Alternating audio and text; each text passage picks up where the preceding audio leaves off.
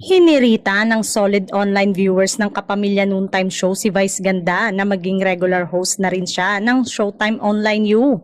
Naging super saya at sobrang rayot kasi ang online show nang dumaan si Vice at nakipagkulitan sa mga host. Hindi napapanood sa Free TV ang mga ganap nila rito dahil exclusive lang ito para sa online viewers.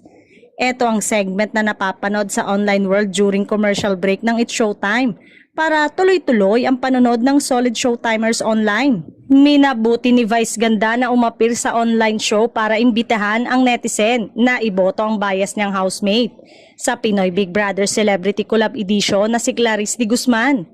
Chika nga ng comedian host, mas bet nga raw niya ang online show dahil walang bawal-bawal dito. Pwede niya raw sabihin ang kahit anong gusto niyang sabihin, napamura pa nga ng slide si Vice habang nagsasalita. Mula nang ipalabas sa GMA7 ang noontime show nila ay marami na kasing ipinagbabawal sabihin o i-promote on air lalo na yung mga show na katapat ng Kapuso program.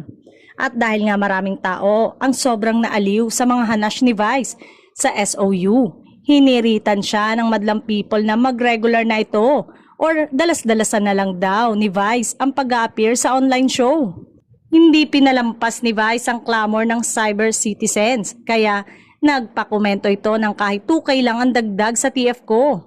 Okay na ako na syempre pa ay biro lang ito ni Vice pero mukhang maraming viewers ang naniwala at umasa.